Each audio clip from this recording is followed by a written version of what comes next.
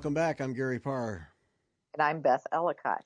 And you're listening to the midweek version of Fiber Talk, the twice weekly podcast for people who stab ground cloth with needles. Mm-hmm. Oh, stabbing. Okay.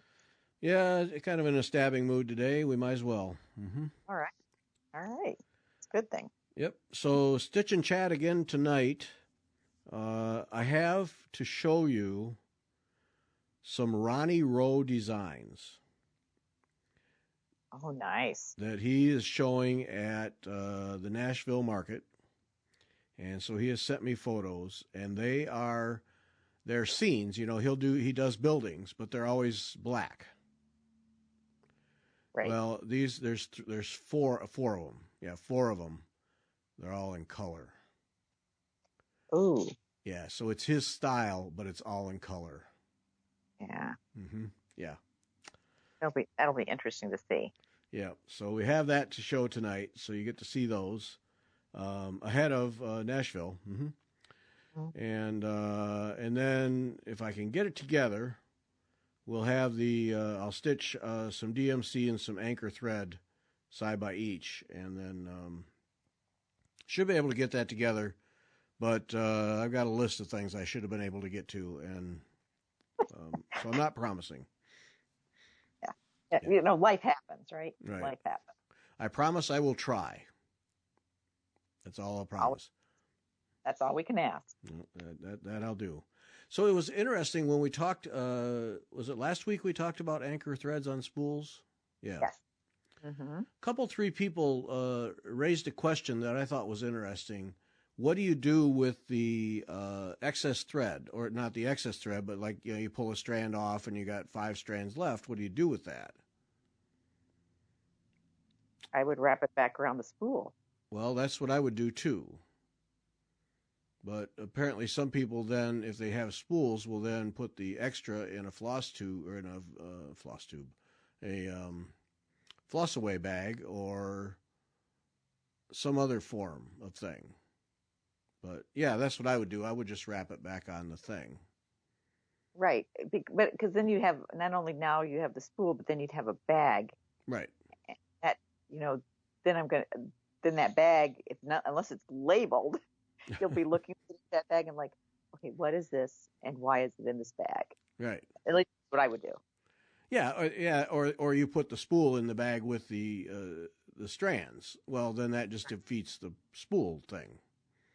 Right.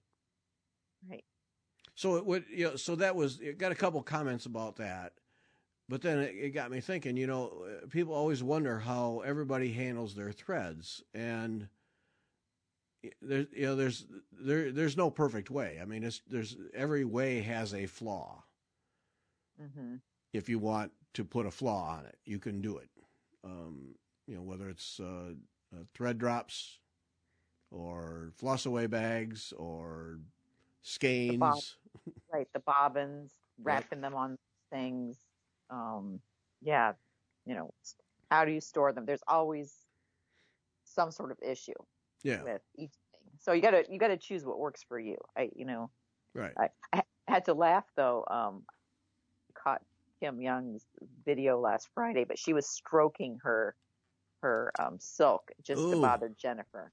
Ooh, that'll make Jennifer cringe. Yeah. Sorry, Jennifer.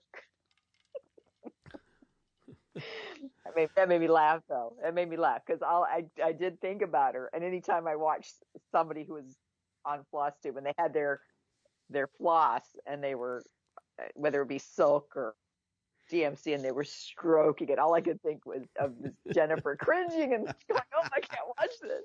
It's touching the thread." But yep. Sorry.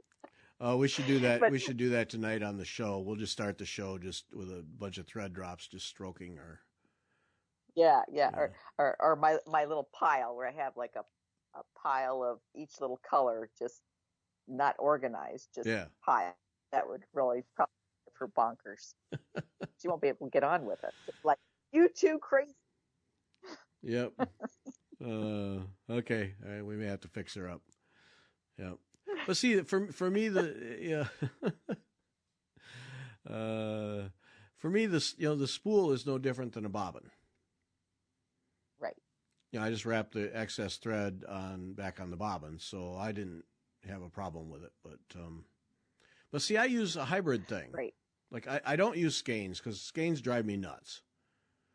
They always have. But so it'll be a bobbin or a floss away bag.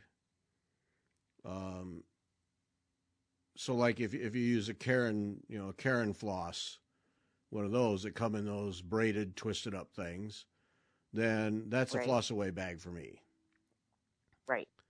Well, even the rainbow berries, those cards. When I'm doing doing Debbie Rowley's Royal Garden, I put each of those in a bag. Yes. Organized. So that way they were all together, and then hooked them on a ring, and so I had them all grouped. But they were in a bag. I didn't just stick them because there's a hole in them. I guess you could stick the ring through the hole, but to me it made more sense to keep them neat and tidy to have them in that bag. Right.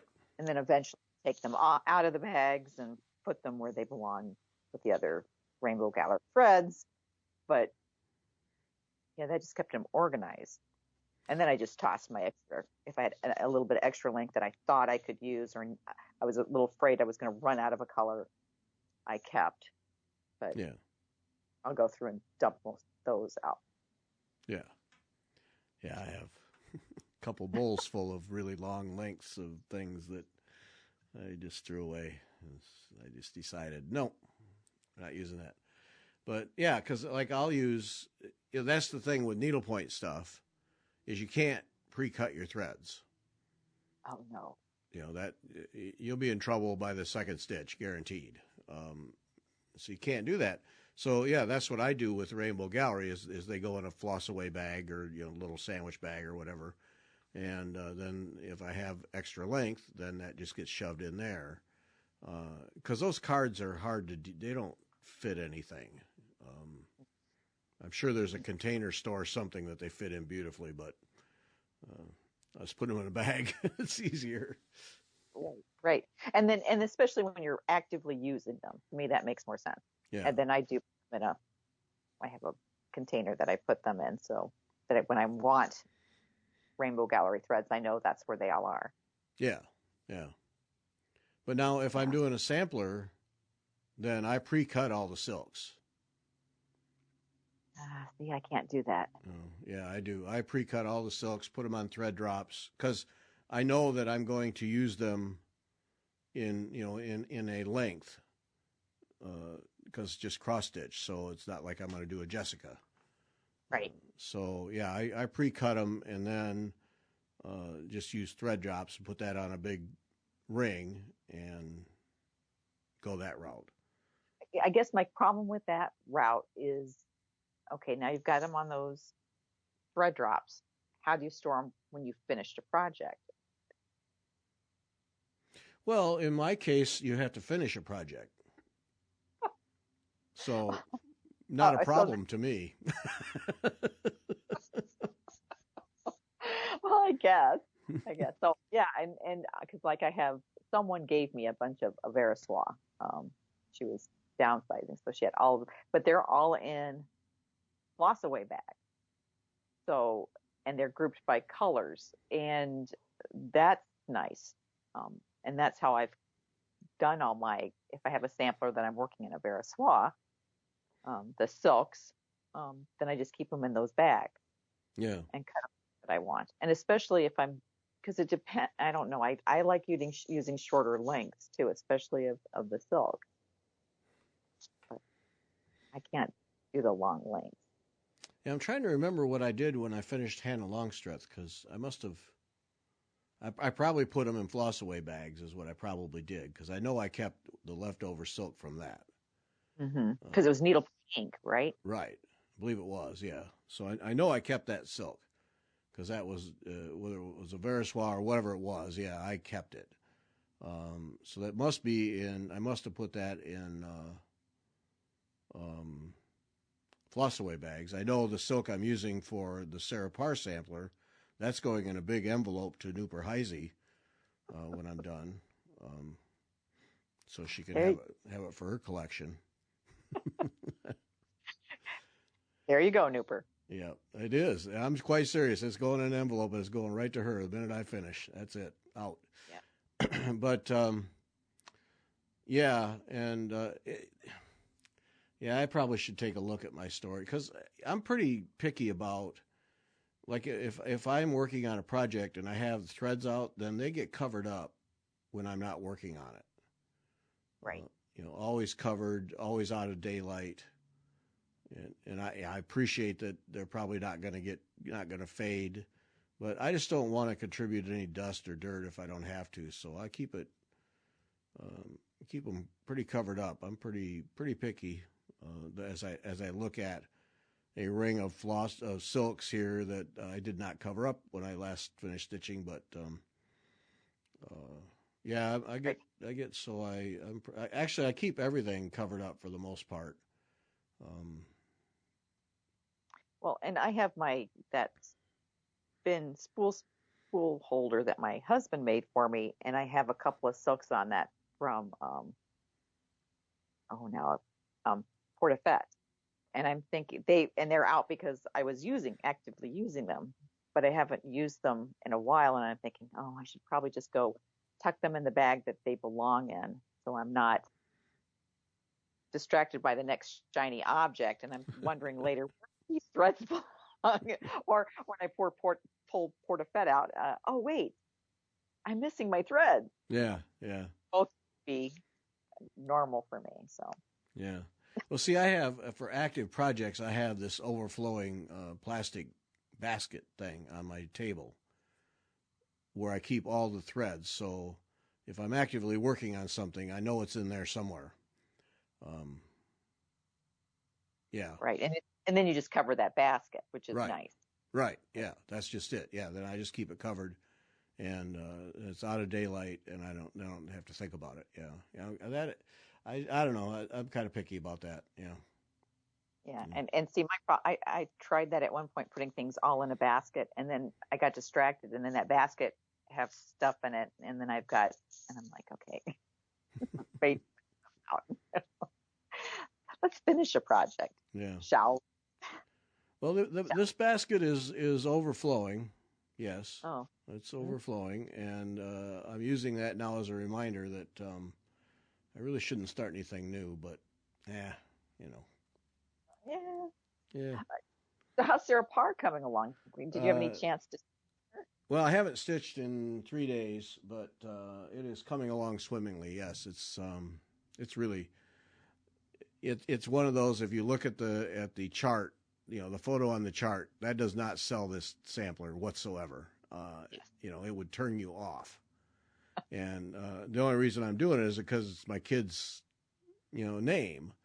Right. But yeah, the more I stitch on it, the more I really have grown to like it, and it really is going to be beautiful when it's done. So, do you remember what fabric you're using for the ground? 40 count something. Don't know. 40 count. Well, that's very helpful, Gary. Thank you. Hey, I'm here for you. No, I know it's 40 count. I know that, okay. But I couldn't tell you. I honestly couldn't tell you. It calls for.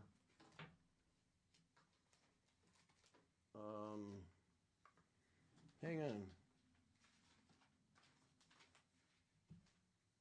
Why don't I just have dead space in a podcast while I look for the chart? Sure. Why not? What did I do with that? Oh, here it is, right here. I got my hand on it. That's why I couldn't. It calls for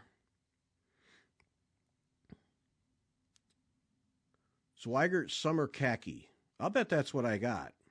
I think that's what it is. Yeah, because it's a khaki color. I bet that's what it is. Zweigert Summer Khaki 40 count. I know it's 40 count.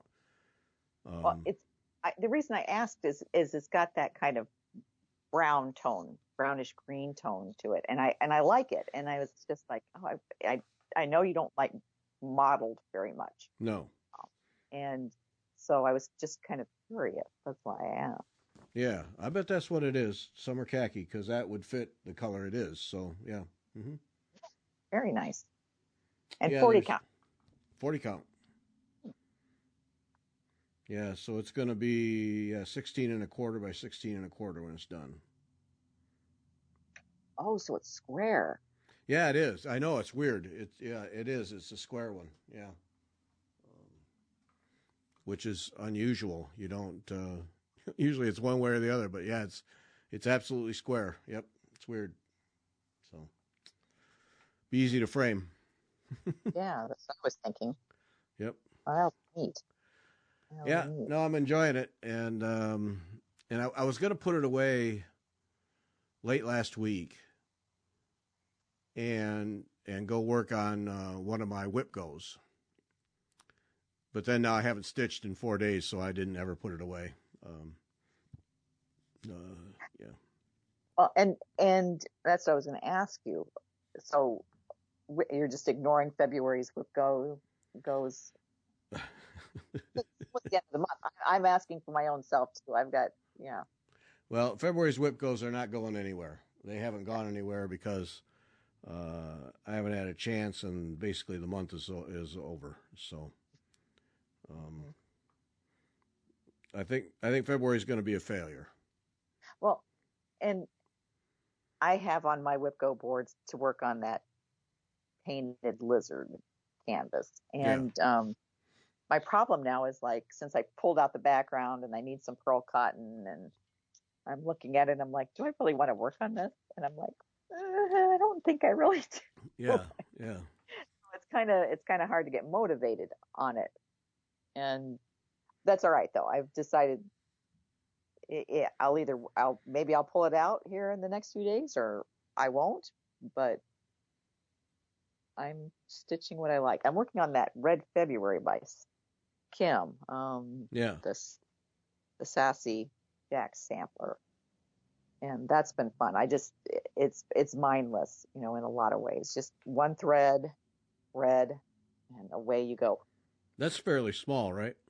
It is. It's narrow. I'm doing it on 45 count Jersey cream. Oh, okay. And I really am enjoying it. I really do. And it made me think of your band sampler with your blues, and that's that needle ink blue, and that is just gorgeous with that banding. Yeah. MPI knows how to do blue. There's no question. They know how to do blue. Yeah, I love that. Yeah, I see a lot of people doing that Sassy Jacks one on banding. Yeah. Yes. Looks pretty good. Yeah, it is, and it's a simple stitch. The only thing is, I think she's gonna release something February 28th. Oh. And that makes me nervous because that's a temptation in and of itself. Yeah. Meaning a full reproduction sampler? I think so. Go Beth. Start a new one. Yeah, right. That's what I need. Another project going. Yeah, do it. You can do it. Mm-hmm. Yeah. Uh-huh. Yeah. Well, I'm pretty sure it's a Bristol. So it would be a single color, which I have to say, there's something about working on a single color sampler. Yeah. Or a single color project that's very appealing. Yep. Yeah, you can, there's a lot of meditative time to those. Yep. Mm-hmm. And I find it very rewarding as I work on them, because you're making fairly quick progress on them, and you can you can see something happen rather than, okay, I've worked on an hour and I've got nothing done. Yeah. How do you, let's talk about that. When you start a new project, what is your, I mean, I do the same. I think I do the same for everything. What is your general procedure? Let's assume you have all the materials. Okay. You have your cloth, you have all the threads, you have the chart, whatever it might be. What is your procedure? What do you go through before you actually put stitch one in? Well, I if it's linen, unless it's a tiny project and I know I'm going to put it on scroll bars, and so therefore it won't get a lot of rough handling. I'll serge the edges. I'll make sure it's cut to size, and I'll serge or do something around the edge of my fabric, and then I will iron it. I did not iron though the 45 count Jersey cream, because I knew when I was done with it, I was going to take it off the scroll bars and do a hem stitch, and I'm going to have to do that hem stitch in my hand, so it's going to get kind of rumpled anyway. Oh, okay. And I thought, I'm not going to iron it and then iron it again, because it's not going to make any difference. And then I'm rolling it on a spool, so it's not going to matter. Right. But I will iron it first, and then that's generally all I do, unless I feel like I need to put a basting line on it. And I hate basting, so I avoided it at all costs. But if it's a Gay and Rogers piece and she says to put a basting line in, I put the basting line in. Yeah, do it. Yeah, do it. Just don't ask, just do it. No, yep. No.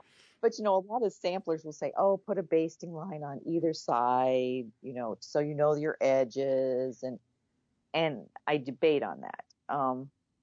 If I'm afraid that if I want it to be exactly that straight, then I will. Like if it's a band sampler. But if I'm just stitching something, I'm like, nah, I'm not going to bother. And I just find the corner and away I go. I measure in 2 to 3 inches and start stitching. Okay.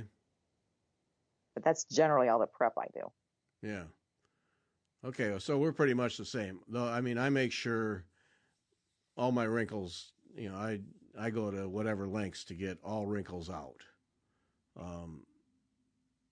But I can't remember the last time I stitched in hands. Well, it's virtually never. So, but I can see not even bothering if you're going to stitch in hand. The thing with particularly linen is those creases from folding and shipping. That, to me, that's the one I want those out, because usually handling, wrinkles and stuff from handling are not really defined, and I want to say permanent, but they're not, they're fairly easy to get out with just ironing. Right. But when it's been folded and shipped and sat on a shelf, and man, those straight lines are hard to get out, and I want those gone before I start. I don't want to see them. Right. And when I was first stitching, I think I made the mistake of not getting them out. And I think one of the pieces hanging now, I can't see it because it's where the stitching that's gone through it, but it did have a very big crease in it, in the material. And I didn't know I needed to iron it and get that out. And I just started stitching. Yeah. So, I do try to take those out because they will bother me. Yeah. And they don't go away even. I mean, a good framer will make them go away, but I always think you can still see a hint of them. Mm-hmm. They have to go. Yeah. And then I will always, and I don't know why this is, but I always, no matter what, I always find the center of where my design's going to go, the top center and the top left. And I mark those with, I'll just take a single strand of DMC, just do it and just tie off over one thread where those are. And I don't ever do that. No. And well, I do find, like, if it's a needle point, I do find my center, but I don't find the outer edge at that point. I generally try to find the center. Yeah. Yeah, I don't know. It probably comes from needlepoint, in that invariably you have to find one of those spots. So I just find the center, but yeah, even on linen, when I know, I always have enough linen, and you can easily just measure in three, down 3, pick a square and go. And if you're off by a couple lines off center, it doesn't going to matter when it gets framed or whatever. That's all going to get cut off anyway. But yeah, right. I always have to do that, and I leave the threads in until I've stitched over them. So I always start top left and then work my way over. And then when I get to that top center one, then for me, that's a check. Right. Did I hit that? And then I always leave the center of the designs area in, because that's another check. And not sure I would tear it all out at that point to get it if it was off. Probably, I wouldn't. But at least I know, all right, somehow I got one off. So somewhere along the way, as I make my way over to the right, I got to compensate for that, or do something, or just let it go, one or the other. But so like if I'm one off, up, down, left, or right, then the next motif, I'll just shift, and right. and because one or two threads, who's going to know that? And like somehow on Sarah Parr, I'm doing the middle main pot of flowers, and for some reason I'm one stitch too high. It's like, come on, really? How do you do that? And but it fits, so right. You're leaving it. Yeah, I'm leaving it. Yeah, at this juncture. Yep. Yeah. So. Yeah. Well, and that's why I liked band samplers so much. Is you can you just skip so many rows, so many threads, and you go down and you do the next one. So if it's a little off, it doesn't really matter as long as you're keeping the edge is pretty straight. Yeah. That's the only thing that visually matters at all. Yeah. And even then, some of them aren't exactly meeting at the edges. You can compensate. You say, well, I made a mistake. I'll just come in leave a few off this motif and go for it. Yeah. So. Yeah, because like one of my favorite things in samplers in general with alphabets is if you get off somewhere, is you can just put a extra line between letters, extra thread between letters, or and I've done this on a couple of spots, not because I was off, but when you get a combination of letters like an L and a something else, there'll be a big gap, and that always looks goofy to me. So I'll fill it with some little element, fill that space just to visually, so I don't have that big gap there. Because then, even if it's right, to me it looks wrong. Mm-hmm. There's too much space. Yeah. Right. All right. So that's your ground cloth. Then what do you do with your threads? Do you have general practices you do with your threads every time, or is it hit and miss? It depends on the threads. So, like if it's DMC, I normally put them on a bobbin, and then I put them in bags and put them on a ring, and keep that with the project. Okay. Then, and again, I actually do the same with needle points. So if it's like the Debbie Rowley piece, it was all in the bags, hooked together with a ring, so they were all together, and I just needed to flip through and find the thread I needed, and that way they were all together on the ring. Yeah. Now the painted canvas, I'm pulling a lot of threads because I'm not sure what I'm using. It wasn't a kit. There was no instructions. I'm doing it on my own. Right. So I have a ton of threads that I thought would work. And so those are just in a box. I went to Sam's Club, and they're literally one of those plastic, I don't know what, they're not very high, just like 3 inches high. And I just put all the threads in there. And, but that was the only way I could think of to keep them all together, because I thought, I don't want a basket. That would be a mess. Right. And I wanted a lid on it because I knew I would be working on it off and on. It wasn't going to be a full-time project.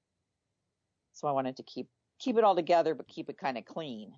And so, and actually, even now and then, I'll find a thread and think, that might work for that canvas. And I'll take it and I'll throw it in that box. So that way it's all together, and that way I can have it when I want it. And then I've been taking little notes. You try this thread, try this stitch. And that's what I need to do. And I think that's what's holding me back on that painted canvas is that I need to try some things. But that's how I normally keep my threads. Or like for Portafett has a bunch of the same color all on those little spools. And so I have, it's a little zipper bag. Mm-hmm. And I threw all the threads in there, and then that's in its own little project bag. So all that's together. Spring Hill, all those threads are in a box because I want to keep them all together. I don't want to pull something from there and then need it for that project. Right, that would right. That would be terrible. Yeah. So. Okay. Because for me, it's I mean, for samplers, like I said, it's thread drops, pre-cut silks, and on there, and the thread drops marked. I mean, I'm just consistent with that every time. But then, depending on the needlepoint project, it'll either be floss away bags on a ring, or I've found with some of them, I end up going to a project bag with them. And I'll put chart and put them all in a project bag because there's too many of them. And just then I just keep it that way. And then I know they're covered, they're clean, they're protected, and it's all there. Right. Yeah. But yeah, I floss away bags mostly for me, for needlepoint. But yeah, the painted canvas, now mine, which I've done essentially little or no work on, I'm with you. I have a pile of threads that are under consideration. And I keep, they're actually laying, I stitch in the well, and yeah, they're all laying on the canvas covered up. Because it's exactly that. And I have a sheet, just like you, with notes. These greens for these leaves over here and this and that. Yeah. Right. And the thing is, I put it I had these boxes, and I have it in the box. So that way, because my canvas has so many different colors in it, it's very, very colorful. And I want a lot of different textures. So I have a lot of colors, same colors and different types of thread. Mm-hmm. So pulling through those, if it were all just out, that would be just a terrible mess. At least the box is all contained. Oh, yeah. My cat would love it though. Yeah. No, that's just it. At least that's, I mean, I don't know. This is the first painted canvas I've done in forever, but I got to believe that painted canvas people are always, have a collection of threads and are always testing, this stitch with this thread, or maybe it's this thread, or maybe neither of those, and I'll try this thread with this stitch. And so you just accumulate a bunch of stuff, and a good portion of it you just never use. Right. Because you have to, I think, to find the right look for every area. Right. And especially if you're using a lot of different stitches, or you want a lot of texture. Right. Yeah. Well, and it's working for you. I mean, your lizard canvas is looking, the stuff you stitched is looking really good. I think you're really bringing out the features that it has there. Thanks. I need to, I've got to get back to work on it. I have been thinking about it because it's sitting out so I can look at it and think about what I want to do next. So. Yeah.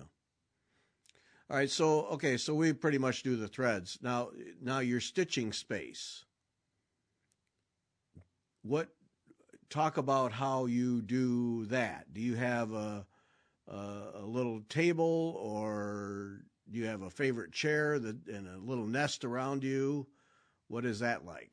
Yeah, I have a nest. So a chair I sit in my living room. It's some sort of little rocking thing we've had forever.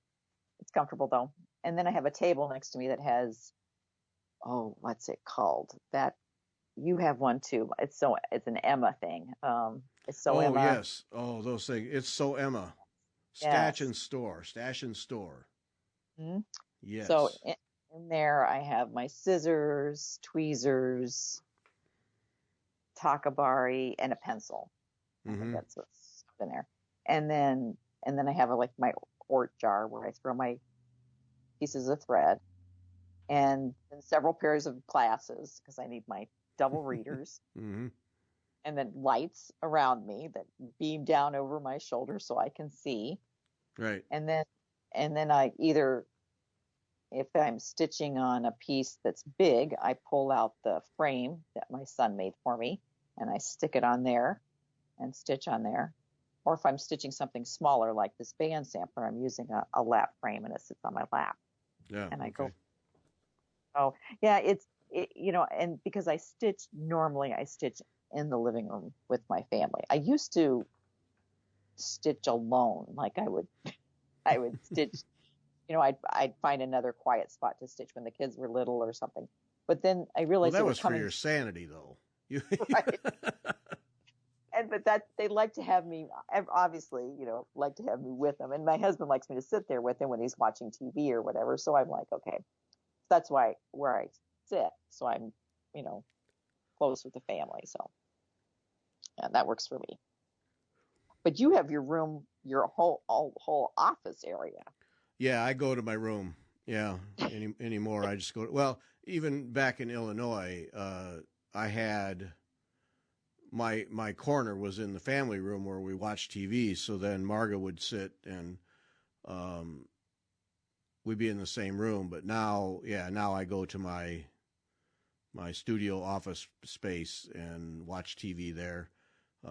Because Marga and I watch different shows, so she doesn't care for things that blow up, and I love it. So right. Yeah. And it's nice, and you guys have the space for that, and that's great. Yeah. And I just whatever Max wants to watch, I'm stitching. I'm happy. My needle thread, I can go. Yeah. So. But now when Margaret and I watch TV together, then I don't stitch because I don't haul it downstairs when we watch TV together. I don't haul it, and I've been tempted to do that. But then I know what's going to happen is a nest will start to form. Mm-hmm. And I don't want that. I want it all to stay in one room so it's out of sight, out of mind, and like right now it's a complete mess. I got to clean up the mess. But no one's going to see it. So if it's a train wreck, because right now it's the result of not thoroughly cleaning up after 2 or 3 live shows, I got stuff sitting everywhere, and I gotta go through it now and do a complete cleanup because it's gotten out of control, and now I'm down to about a 2x3 foot space where I can work, and that's it. And that was not the plan, so I gotta do that. But yeah, I know I'll start a nest down there, and then it's like, oh no.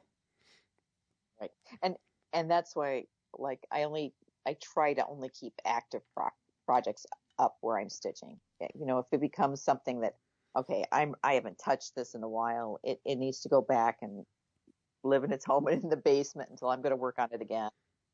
Rotate it back up. But I try to keep my projects upstairs to a minimum. And right now it's like, something needs to be removed. Something either needs to get done or it needs to be moved back downstairs until I can do it again. Because all right, so we joke about your basement, but that your basement is that functional, keep things from getting overwhelming in the living space. It's where you can store things and get to them and keep them away from the cat. Let's be honest. Keep them away from the cat. When the kids sleep little, keep them away. Let's be honest. Sticky fingers, all that stuff. So when I'm not working on something, I don't want it like you. I don't want it sitting out, dust, all that stuff. So. Right. Like More Than a Rose. I worked on it for 8 hours for WIPCO. It's sitting there. It needs to be put in its bag and taken downstairs. I'm not going to touch it again for at least another 8 days to a week, or maybe longer. so I just need to get it put away because it's all the stuff that went with it, the threads, they're all in their own bag, but I need to move it so it's not getting bothered by the cat, because the cat will occasionally get into things. Not very often, but he will. So I've got to move it so it's out of his way. Yeah, yeah. Well, so many stitchers have pets that is a very real issue. You have to have some system that keeps the animals out of it, cat or dog. Right. Otherwise, yeah, it'll be covered in hair, and the cats will get in it, and then pretty soon, $200 worth of silk will be all over the floor, and right. Or you'll have a doctor's visit because they swallowed a needle, which you don't want. oof, Or, yeah, that. Yeah. It makes sense to be careful with that stuff. So, we joke, yeah, my basement, but I take it downstairs. I know where I placed it for the most part, and I can find it again. and I keep them fairly organized. So as long as it's a project I want to continue to work on. Yeah.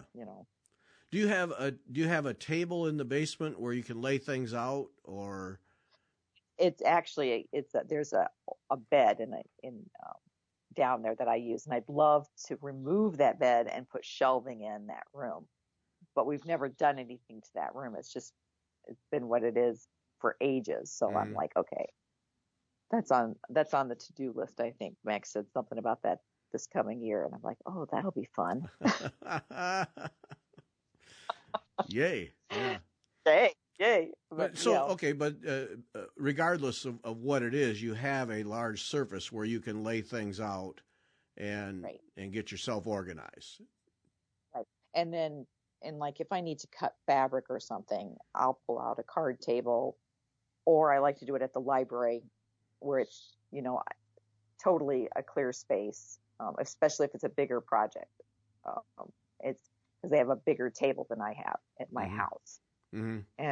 And so I'll go to my local library and I'll cut things there too, which is nice. Man, you have the best library on the planet. I'm just convinced. I do. They are the best. They are the best. No, that's great. Yeah. Okay. Well, that's effectively what I have in my office studio is, I've got table space and everything's here, and I can spread it out if I need to. And that table, I'm pretty proud of myself now. That 4-foot table that I said was going to stay empty. It is empty. The rest of it's a mess, but that table is empty, and that has worked really well for me, because whenever I need just clear surface to do something, there it sits. I wheel it over from, sits against the wall. I just wheel it over, and I have clear space, no matter how bad the rest of it is. And I'm really I thought that would, how things tend to get sloppy, and then certain table space starts getting full, and no, I don't let things sit on that table.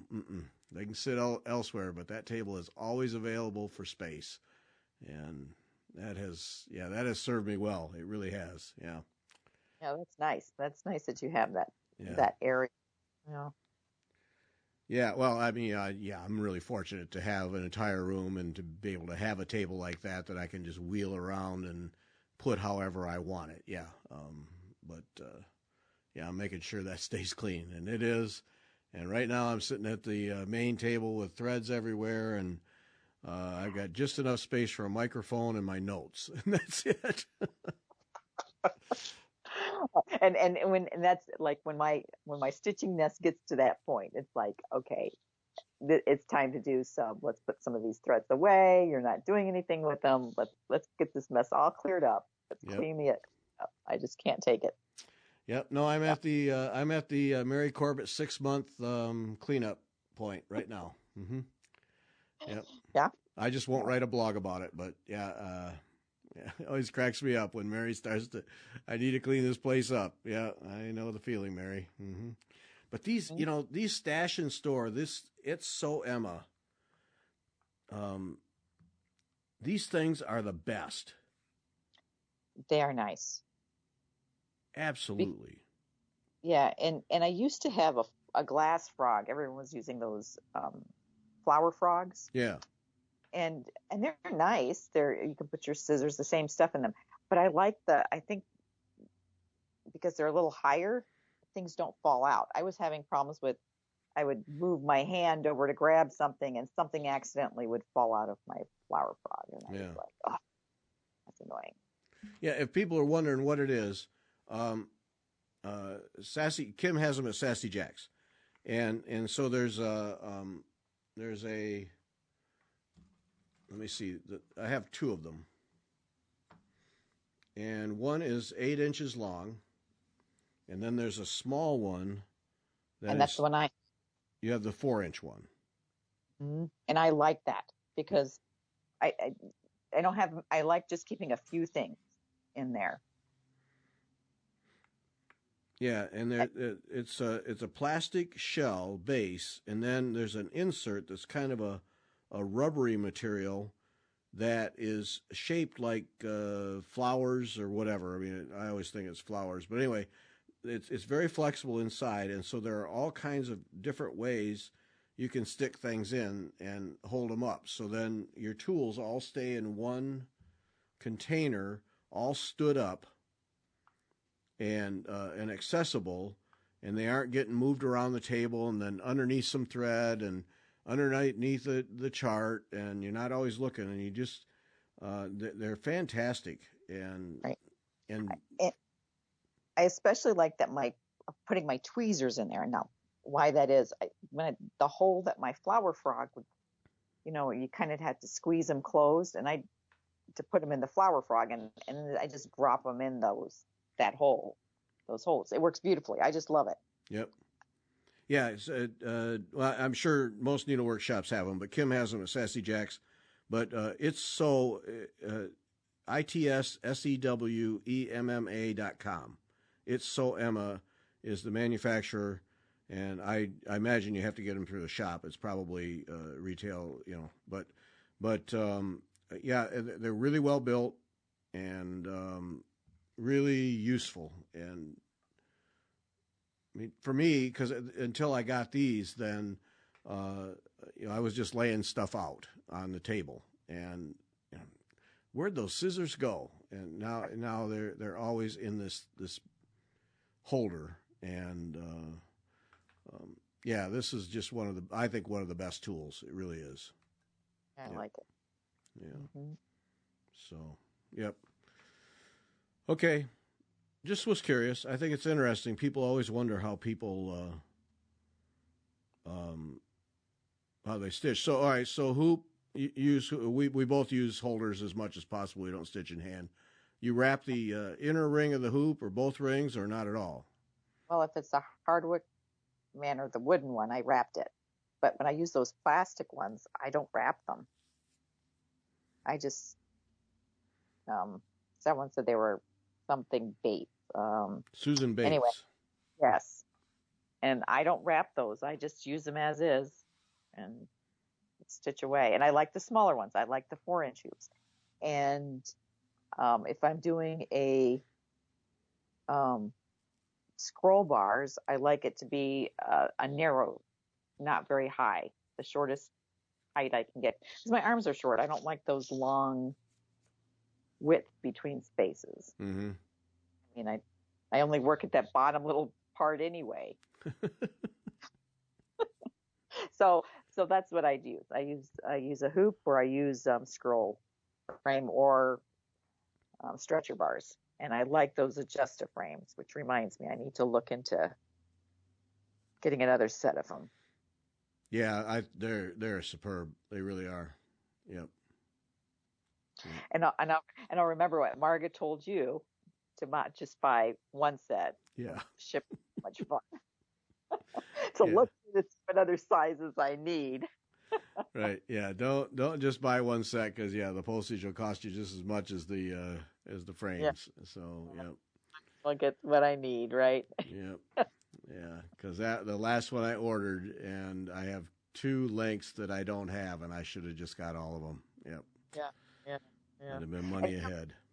Do you ever? Okay, I got to ask you this because this has been on my mind since we're mentioning these. Do you have multiples of the same size? In 2 or 3 lengths, yes. Like 12 or 14. I couldn't tell you what they are, but I do have multiples, yes. Is it just that that's the size of needlework you use a lot? No, it's that I bought a set for one project and didn't want to take it off to do another project, so I bought another set. Yeah. Okay. Yeah, see, because I'm debating on that because Gay Ann Rogers, her pieces are generally like 8 or 9 inches, and of course I've got several of hers framed up. Now, do I take them off and start a new project, or just buy another set of? Yeah. Yeah, and my answer to that is it depends, because I've done that too. I'll take them off because okay, I'm not doing this anytime soon. I really could use the stretcher bars for something else, so then I'll take them off. But generally, I don't. Once I mount them on a stretcher bar, I don't like to take them off. I like them to stay there, and yeah. So I'll go buy another set, but. And and it's always going to be the common sets like Gay Ann Rogers, and she's probably been the cause of me owning 2 or 3 sets of 10-inch or whatever it is that's common for her. She's the culprit. Debbie Rowley is the culprit for a couple of other sizes. Yes. Those two are probably my the cause of most of my duplicates. But I never feel like I don't feel like stretcher bars are a waste. Stretcher bars or good hoops are a waste because, I mean, there's something you will use over and over and over again forever. Right. To me, they're all one-time purchases, and because I mean, if you are cranking out a lot of needlepoint, if you wear out stretcher bars, if you got nowhere to put a tack. You've been doing a lot of stitching and you're entitled to new bars. I mean, it's just. and I think my problem right now is I think I have a piece on some of the older bars that I bought when I first started. They're not Evertights. They're not the adjuster frames. And I think I really don't like stitching on these. Right. And I can tell a difference. And that's why I'm okay, I need to go through. I need to look and see what I have, and I need to place an order because I have Debbie Rowley's Angles piece, and I don't even know how big that is. And I've got to see if I need bars for that piece. If I recall, that's right around the 10-inch size, somewhere in there. Is it only 10 inches? I think so. Don't quote me on that. Don't quote me. Right. I just recall talking with Cindy Baldwin, and that's where it was, right in that area. Okay. Yeah, I think so. Yeah. But I'm with you 100%. I have some that are on standard stretcher bars, and when I pick them up to do them, there's no way that they're staying on there. They're going on adjust frame, no question. Right. Yeah, I know I'm not ever using conventional stretcher bars again because once you get those either Evertights or adjust frame, once you use those, you realize that what you thought was a tight canvas had nothing to do with tight. Nothing. Right. So like my painted canvas needs to be tightened up.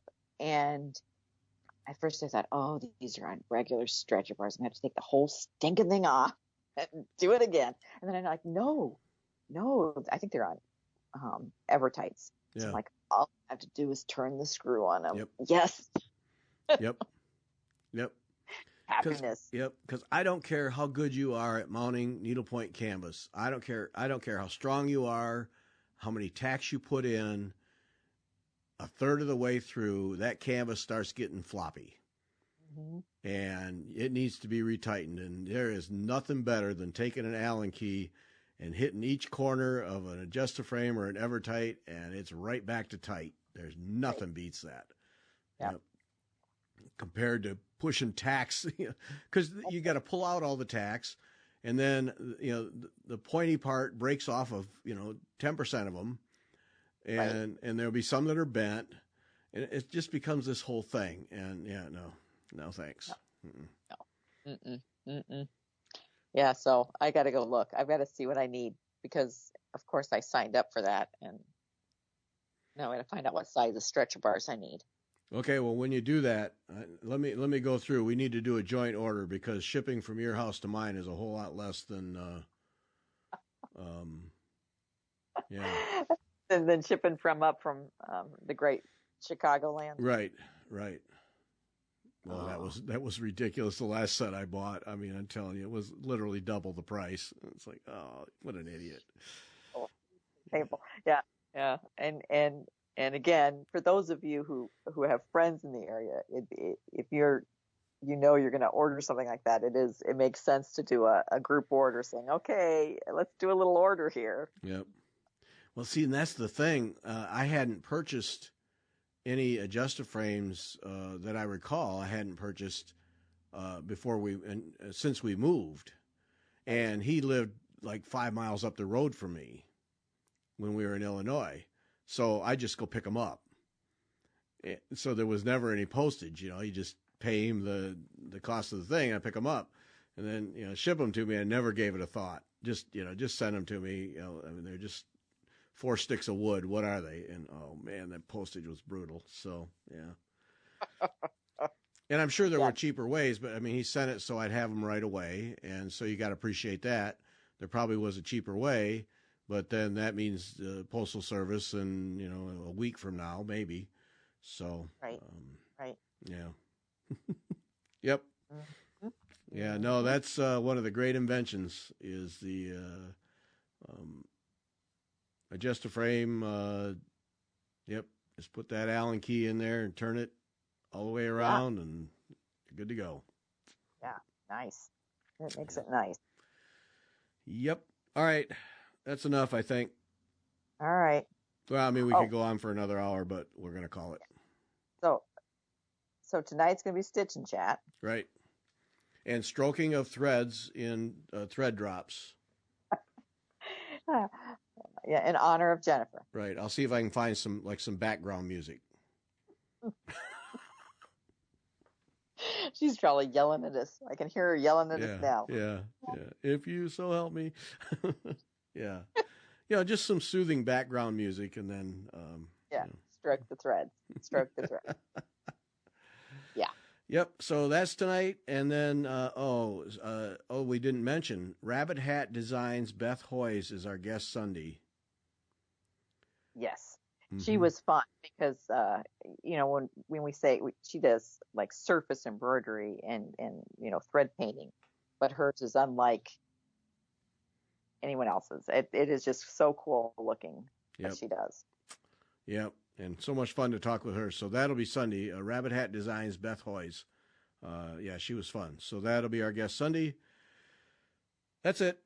Thanks for listening. Bye.